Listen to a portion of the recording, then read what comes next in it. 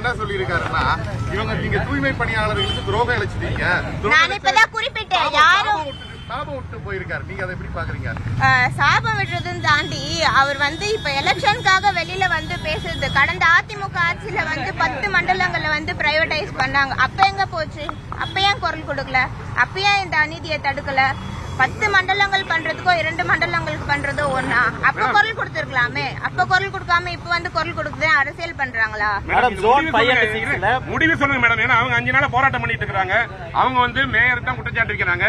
நீங்க பணியை நிரந்தரம் பண்றேன்னு சொன்னதுனால இப்ப அவங்க தூய்மை பணியாளர்கள் ஜிஎம் உட்கார்ந்தது எல்லா வீடியோ எடுத்து எல்லாமே எங்களுக்கும் தெரியும். நாங்க கேட்க ஒரே ஒரு பதில், தொடர்ந்து அது ரிப்பன் மாளிகை முன்னாடி தொடர் போராட்டம் நடந்துட்டு இருக்குது. இது அரசாங்கத்துக்கும் கெட்ட பேர் தான்.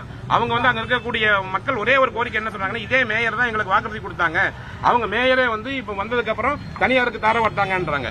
ஏன்னா தனியார் அவங்க வைக்கிற ஒரே கோரினா இது வரைட்டு ரேட் சம்பள பிரச்சனை தான். அது ஒண்ணு பணி நிரந்தரம் நீங்க பண்ணலன்னு உங்களை தான் தனிப்பட்ட முறையில் குற்றச்சாட்டு வைக்கிறாங்க. அவங்களும் தூய்மை பணியாளர்கள் விட அவங்க அங்க இருந்தாலும் தொடர்ந்து அவர்களிடம் மாநகராட்சி சார்பாக கலந்துரையாடிட்டு இருக்கோம். நேரடியா அவங்கள கூப்பிட்டு பேசிட்டு இருக்கோம். அவங்களும் நாங்க பணியில சேருறோம் அப்படின்றத தான் தெரிவித்திருக்கிறாங்க. கண்டிப்பா அவர்கள் பணியில சேருவாங்கன்றது